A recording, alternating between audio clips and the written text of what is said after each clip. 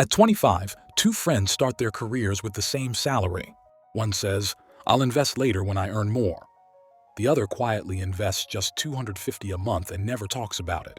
10 years pass. No lottery wins, no viral startups, no flashy lifestyle. Yet one of them wakes up financially calm, while the other feels stuck, still chasing a raise. Nothing dramatic happened. No shortcuts. Just one invisible force working silently in the background. And that force is the reason you're watching this video. Compounding doesn't make noise, but it changes destinies. Why do people who earn less sometimes end up wealthier than high-income professionals? Why does starting early matter more than investing big? And why do most people know about compounding, yet never truly benefit from it?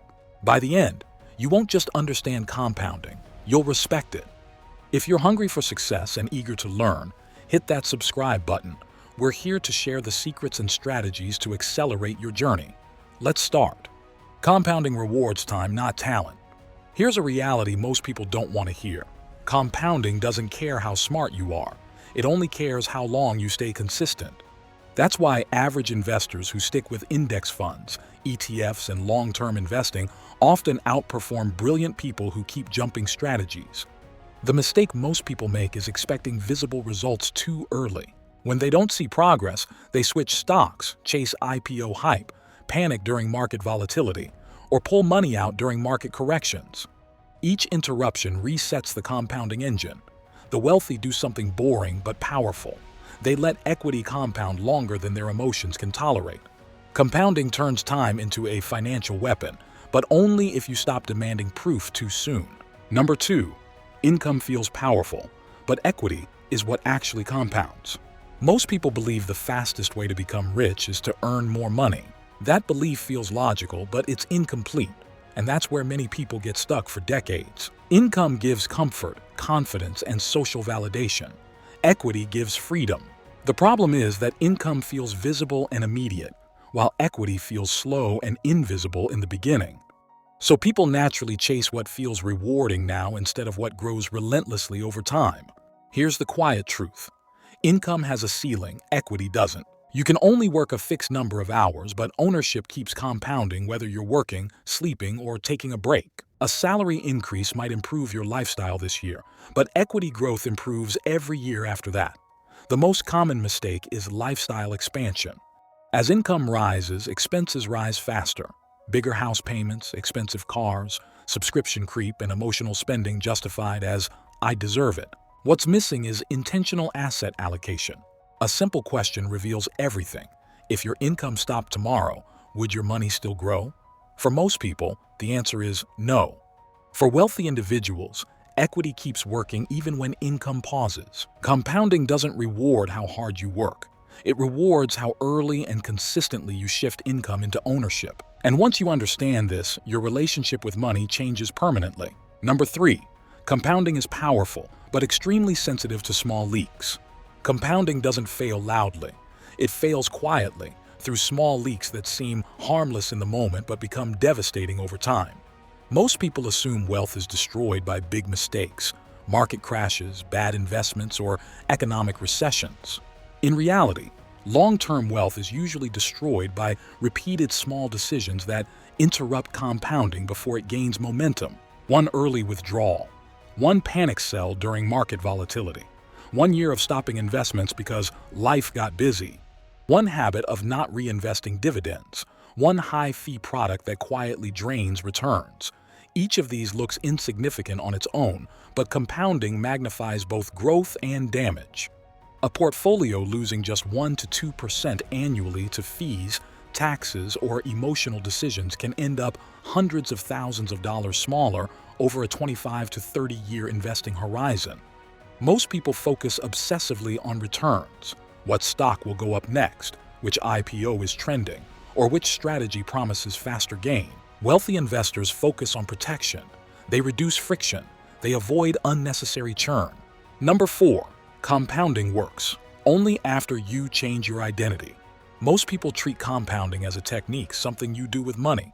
That's why it rarely sticks. In reality, compounding works best after an identity shift. Wealthy people don't constantly motivate themselves to invest. They simply see themselves as long-term owners of capital. That identity quietly dictates their behavior. When you identify as a short-term earner, you measure success by monthly income, bonuses, and spending power. Most people ask, should I invest now or wait? Owners ask, how can I increase my exposure to compounding assets over time? That single mindset shift removes stress and replaces it with clarity. Automation, systematic investing, and long-term planning become natural extensions of who you are, not tasks you struggle to maintain. The real question isn't whether compounding works. It's whether you're willing to become the kind of person compounding works for. And once that identity locks in, patience stops feeling like sacrifice. It feels like strategy. Number 5. The most important phase of compounding. Looks like nothing is happening. The phase that creates the most wealth is also the phase where most people quit. Early compounding is boring, underwhelming, and emotionally unrewarding. For years, your investments grow slowly and the numbers don't feel life-changing. This is where impatience destroys future millionaires before they even realize what they gave up. In the first 7 to 10 years, growth feels linear. Contributions matter more than returns. Progress looks modest. That's why people stop investing, start experimenting, or chase faster results. But compounding isn't linear. It's exponential. The acceleration happens later, after enough capital has accumulated to make growth noticeable. Human intuition is terrible at understanding exponential growth. We're wired to expect visible effort equals visible reward. Compounding breaks that rule. It rewards patience first and visibility later. That's why wealth often looks sudden from the outside, even though it took decades internally. Number 6. Compounding punishes impatience more than it rewards skill. One of the least talked about truths in wealth building is that compounding is brutally unfair to impatient people. You can be intelligent, well-read, and even financially aware. But if you keep interrupting the process, compounding quietly stops working for you. The market doesn't punish lack of knowledge as much as it punishes emotional impatience. Most people underestimate how often they sabotage themselves by wanting progress to feel exciting. They check their stock portfolio too frequently, react to short-term losses, and mentally compare themselves to people who seem to be moving faster.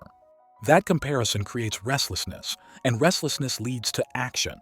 Unfortunately, compounding grows best when unnecessary action is removed. Compounding requires emotional maturity more than intelligence. It asks you to sit through boredom, uncertainty, and delayed gratification while trusting math over moo. That's uncomfortable, and that's exactly why it works. Most people don't fail because they chose the wrong assets. They fail because they couldn't stay still long enough for the right assets to do their job. Number 7. Compounding works faster. When you stop resetting your financial life. A hidden reason many people never experience compounding is that they keep resetting their financial progress. New job, new lifestyle, new income, new expenses, new phase of life, new financial rules. Every reset feels justified, but each one quietly delays wealth. Compounding depends on continuity. It needs a long, uninterrupted timeline where money stays invested, strategies stay consistent, and habits remain stable. When people constantly start over, they unknowingly erase years of future growth. Selling investments to fund lifestyle changes, dipping into portfolios for short-term needs, or abandoning long-term plans for immediate comfort resets the compounding clock back to zero. Wealthy individuals tend to do the opposite. They keep their financial structure boring even as income grows.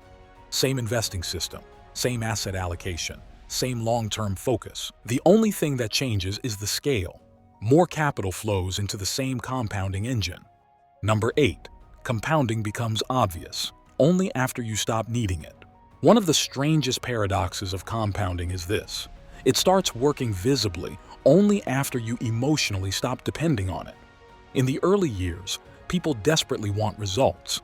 They watch balances closely, calculate future projections obsessively, and emotionally attach their self-worth to short-term performance. That pressure leads to interference. But when you reach a stage where compounding is no longer your only hope, when your income, skills, and financial buffer improve, something shifts. You stop checking constantly, you stop reacting, and that's when growth accelerates. This happens because emotional detachment improves decision quality. You're no longer making financial moves from fear or urgency. You're allowing time and markets to do the heavy lifting.